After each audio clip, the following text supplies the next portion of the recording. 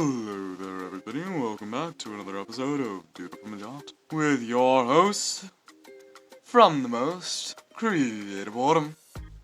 Welcome back to episode 14. Anyway, welcome back to a series that probably seems dead because I only upload maybe once or twice every couple months. So yeah, I know that this series probably does seem quite dead. In all retrospects, it might be, considering this one is going to be quite different. As you can tell, I'm speaking a little bit differently. A little fast, yes, I know, but I'll slow out as I'm going along.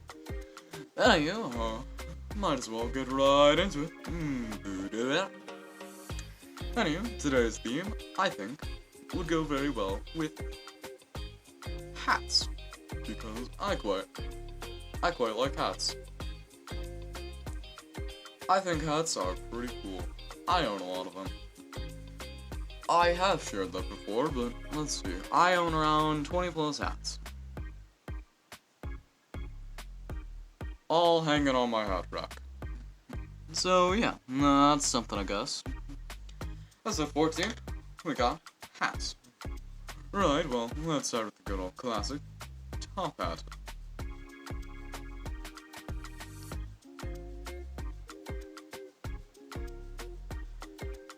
I actually do own a top hat, even though top hats aren't really popular as they once were. Now, a couple interesting things about top hats, actually, is that, let's see. Well, for one, I think the big time period when they were worn is mainly the 1800s. Because the 1700s was all about the wigs, but then we get into the 1800s, and it's all about the beards. It's all about the facial hair, at least for the men. I'm a man, so I'm really basing that. I think women, I think it was more fedoras around that time. Or maybe that's the 1900s. I'm not entirely sure. I can worry about that more later. In any case, I guess I'll just continue right along. So, what makes a top hat so interesting?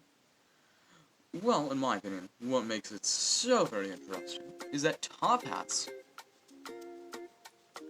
see, in all their simplicity, they're very, very simple. Usually most of them don't even have the ribbon that I'm adding on here today. I just think it's a cool touch to add on a ribbon. But, in reality, what makes top hats so cool, at least in my opinion, is specifically that, well, how do I put it into words? I guess I could describe it as they give a certain feeling of fanciness.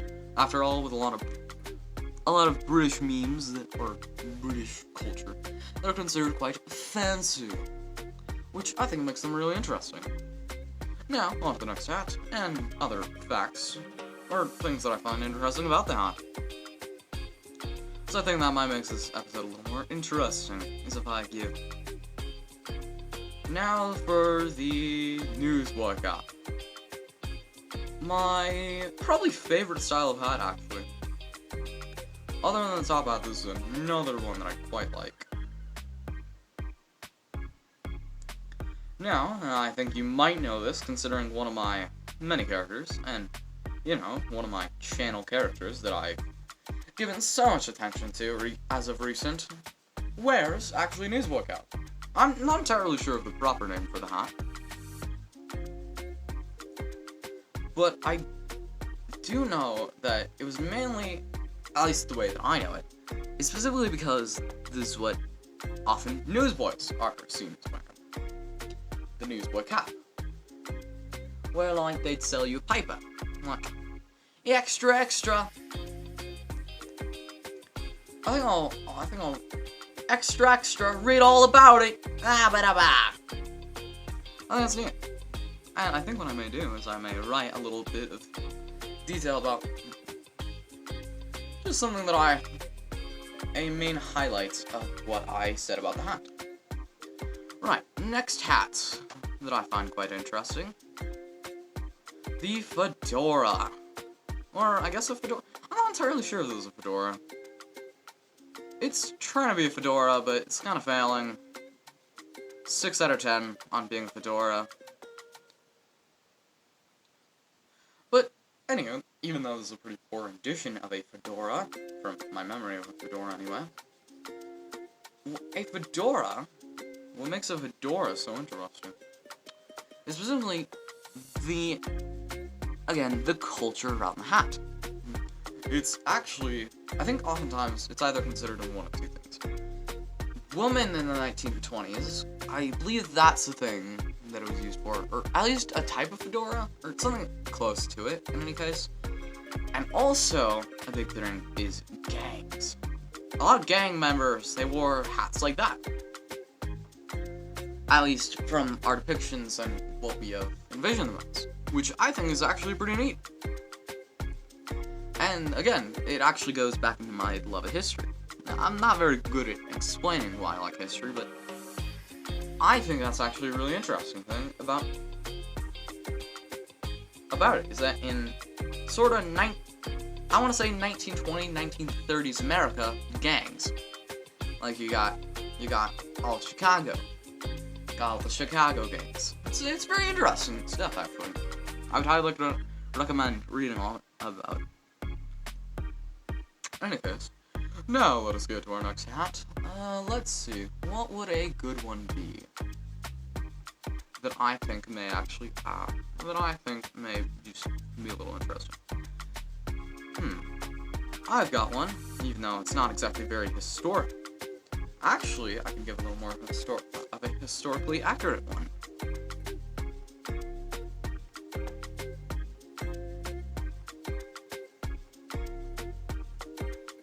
Right, this hat right here. Now, really, this hat kind of looks like maybe a sailor's hat, or something like a bowler hat, which is actually where I initially thought it was from too. And that is one of the many ways that you could see this hat from, is like a bowler hat. Because that's what it's called. I'm pretty sure it's a bowler hat. But also, the thing is that actually in history regarding it, cowboys wore it oftentimes. Now, cowboys aren't exactly what you imagine. Like, they weren't this stoic men of the law that fought and rode on horses and were just so cool.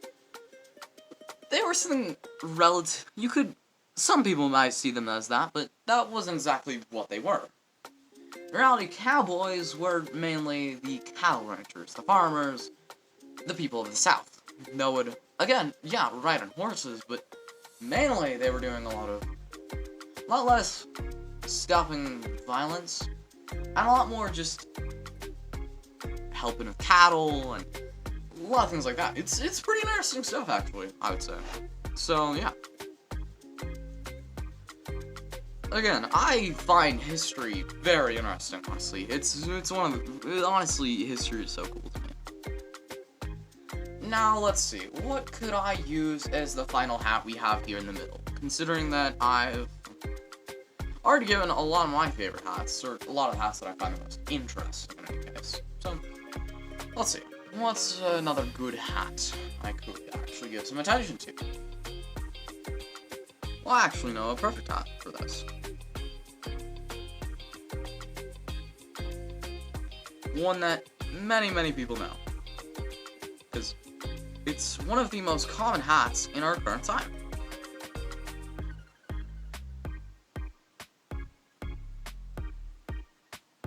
So I'm just gonna draw a weird pattern. Admittedly, it's a kind of odd pattern, but I think it might provide some interest in here. Specifically,